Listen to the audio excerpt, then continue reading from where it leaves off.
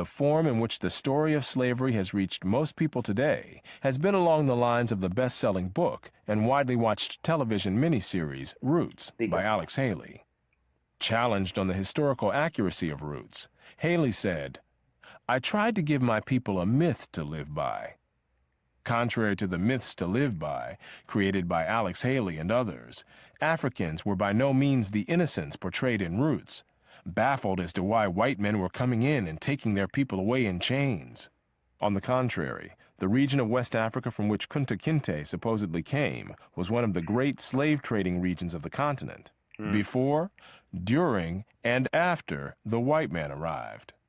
It was Africans who enslaved their fellow Africans, selling some of these slaves to Europeans or to Arabs, and keeping others for themselves. That's very crazy. Even at the peak of the Atlantic slave trade, Africans retained more slaves for themselves than they sent to the Western Hemisphere. This pattern was not confined to West. Wow, look at that. 1900s from West Africa all the way to Brazil. Wow. Caribbean, of course, a lot of people in the Caribbean. Asia, wow, that's crazy. West Africa, from which most slaves were sent to the Western Hemisphere. In East Africa, the Maasai were feared slave raiders, and other African tribes, either alone or in conjunction with Arabs, enslaved their more vulnerable neighbors. As late as 1891, it was reported that Manyuema slavers had demoralized surrounding tribes, destroying crops, and famine reigned everywhere. Even in the early 20th century, Abyssinians were still raiding other Africans and carrying off slaves. It was 1920. That is not what's going on in Africa right now. There's always war over there, and it's sort of the same thing, guerrillas. Basically, all the Africans just taking all the Africans and just make sure they're addicted by drugs, using heroin with little kids and stuff like that. I mean, that's another topic, but isn't the same trade? Is the same thing going on? I don't know. Before the British had gained sufficient control in Tanganyika to stamp out slavery there. Arabs were the leading slave raiders in East Africa, ranging over an area larger than all of Europe. I heard that before. The Arabs were the main customer or the clientele for slavery. It makes sense. They're the closest one, right? And by then, the technology might be a little bit higher, I guess. So maybe the trade for the Africans probably was, you don't have resources, but we have humans to trade for whatever they wanted. The total number of slaves exported from East Africa in the 19th century has been estimated to be at least 2 million. Despite the impression created by Roots, during the era of the massive slave trade from West Africa, a white man was more likely to catch malaria in Africa than to catch slaves himself. The average life expectancy of a white... Is this hunting him or something? Like a hunting scene or something. White man in the interior of sub-Saharan Africa at that time was less than 1 year. By and large, men from Europe or the Western Hemisphere came to the coasts of Africa, bought their slaves, and left as soon as possible. Even so, damn, wow. Wow.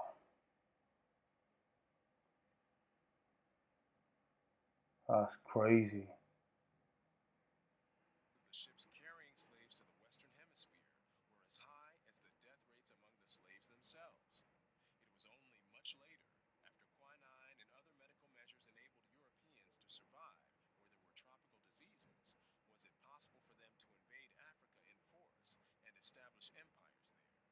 But by then, the Atlantic slave trade had already been ended. There was no reason. So by that time, there was no reason to even get slave. I guess United States, the Atlantic Treaty, so exporting slaves from Africa to the United States was banned, but trading slaves inside the state was not yet. If I'm wrong, let me know in the comments below. Africa was largely ruled by Africans who established the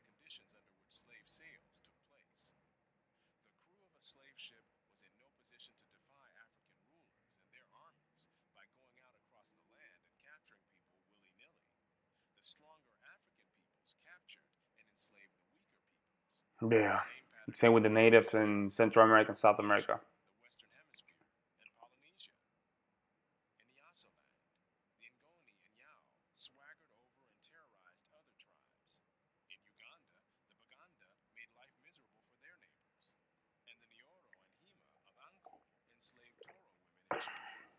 So basically, they didn't like each other. And I wouldn't think that different today, if that's a cultural thing. Because Central and South America happens the same. If, like, European countries, they were being war forever. So you have to just think the same thing for the Africans. They're not this kumbaya kind of thing. There's some tribes battles and stuff like that. So thinking as the old brothers and sisters doesn't make sense, even though they come from a very similar culture. Yeah, Europeans having wars, um, even until a couple of days ago, right, between Russia and Ukraine. But you have to go back in the continent and say, like, these people don't like each other. Saying, like, they want to portray this myth that they love each other, they're all brother and sister. But you have to think that these are different countries, different tribes, and when you are very tribal, you might get a little bit of confrontation.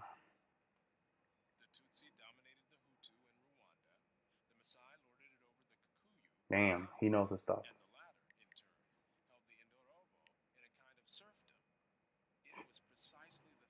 Wow.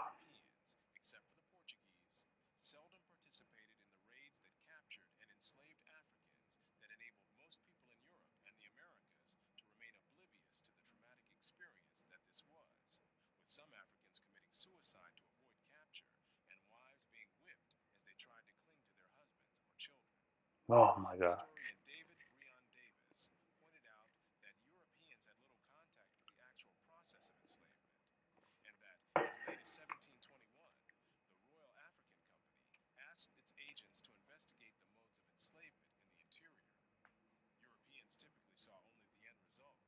Which was the slave.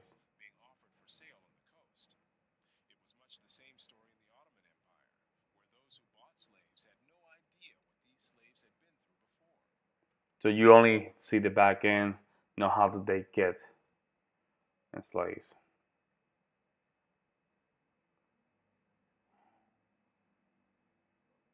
Now, my question is, would that change anything, right? Now, you have to ask the question, if we know that who got the slave for the same Africans and all stuff, what can we gain from that? What's the purpose? This mental a myth that the white man, whatever, were the ones supposedly going to Africa and just pointing at people and just take them as slave. I mean, you can think, like, of course, that's obviously they're buying slaves, they're not capturing slaves. So that's a myth. But how can you portray that message?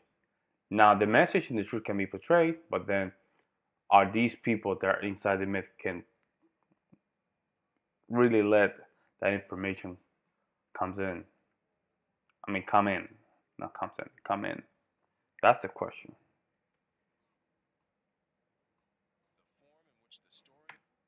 I think that's it. Very interesting. Thomas Sowell, he really knows his stuff. I mean, it's just,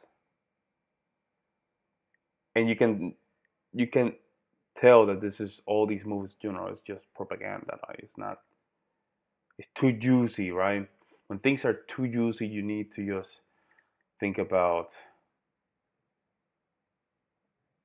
what's the purpose of being using, and then of course, they want to portray all these culture. They get along each other. It's not like that, because if you go to different continents, different cultures, they be in war forever. So thinking about the Africans not having the same problem is just being a hypocrite, right? I don't know. It's just my opinion. Let me know in the comments below. I'm gonna really appreciate it. Anything that you guys think I'm wrong, am I correct? Just let me know, right?